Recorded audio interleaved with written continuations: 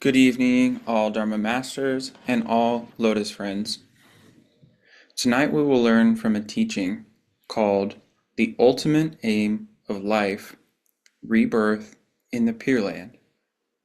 And these words are spoken by Master Jingkai. So without further ado, we will begin, and I have a few comments of my own I will briefly share after. All of us here are students of Buddhism, a belief system that is the main source of support in our lives. When we first came across Buddhism, we found it complex and hard to understand. However, you don't need to be a master scholar of all the scriptures to understand its essence. The key to opening the door to Buddhism is understanding death and how to deal with it. Among the 4 types of demons in Buddhism, death is called the death demon. The Treatise on Great Perfection of Wisdom says the death demon takes life away. It also takes away one's wisdom. To be ignorant and unable to distinguish between good and evil, right and wrong, is similar to being possessed by a demon. There's this young guy who's footloose and fancy-free. His body is in top shape. He's got more time than he knows what to do with, and boy is he happy. But beware, the death demon knocks on the door of those who have such a mindset. Death doesn't abide by a schedule. It often comes when we least expect it. Why do we let ourselves go unprepared?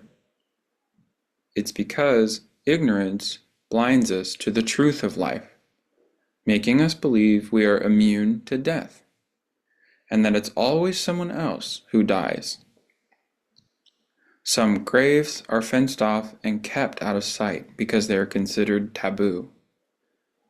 At the same time, some cemeteries are well kept with flowers and trees, and even serve as parks for walking and jogging. How relaxing. Death is then perceived as no big deal. When a person dies, it's all over like a lamp that's snuffed out. However, this is a fool's understanding. The death demon first robs us of our wisdom, and then, bit by bit, like a fisherman hauling in its net, it gradually catches us. If you're not vigilant, the moment you finally see death is the moment the tiger bites. Can you still call for help then? It's too late. Shakyamuni Buddha once compared the death demon to a tiger. One evening in autumn, a man was wandering aimlessly in the wilderness. He stumbled upon a pile of white bones on the ground and felt uneasy. It became clear why there were bones when he heard the tiger's roar. The man ran for his life, eventually reaching a cliff. The tiger was right behind him. He climbed a pine tree at the cliff's edge and hung down from some vines. The tiger stretched its sharp claws at him and roared, paralyzing the man with fear. Then 2 rats, one black and one white, began to chew the vines. Looking down, he saw a deep abyss with 3 poisonous dragons, waiting with their mouths wide open. He was dumbfounded. At that moment, honey from a beehive on the pine tree dripped into his mouth. The sweetness made him forget the imminent danger. This story tells us that, generally, we don't care about the issue of life and death. We avoid it, like climbing up a pine tree by the cliff, thinking the tiger wouldn't climb up. The pine tree symbolizes the pursuit of life, wealth, career, pleasure, all the things we indulge in so that we don't have to face the issue. Then one day, a cancer diagnosis brings us face to face with our mortality. It's terminal cancer, and we have only 1 month to live. Our mind goes blank. We're scared to death.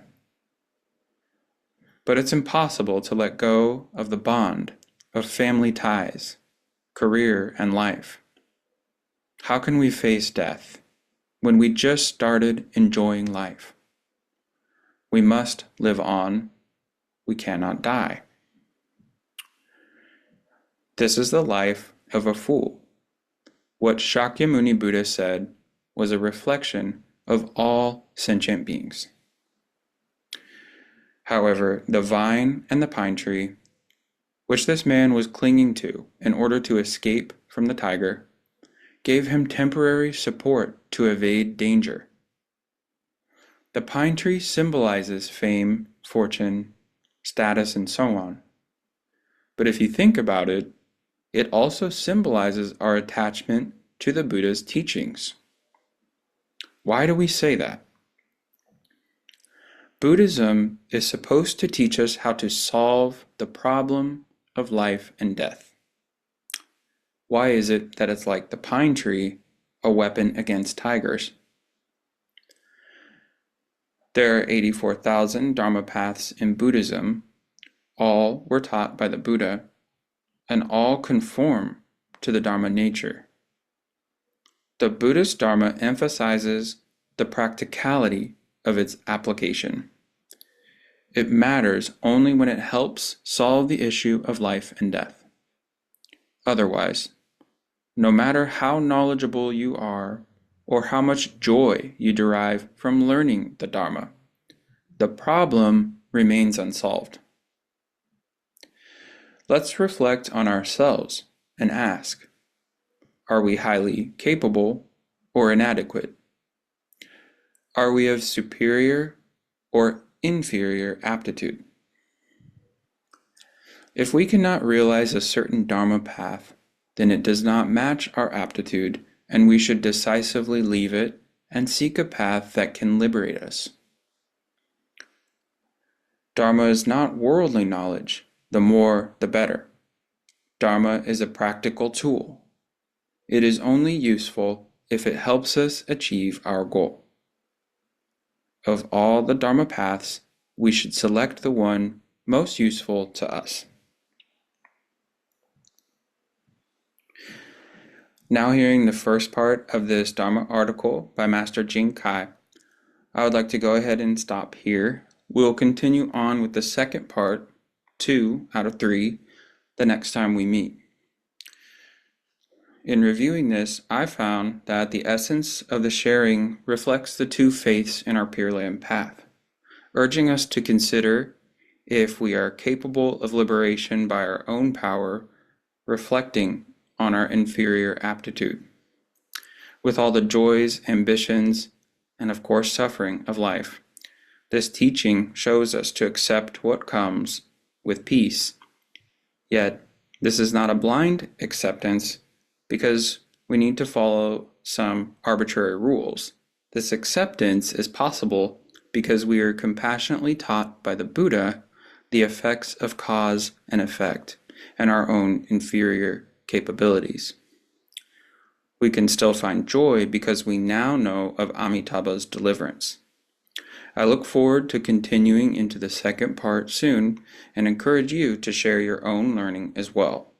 Thank you for your attention. Namo Ami Tofo.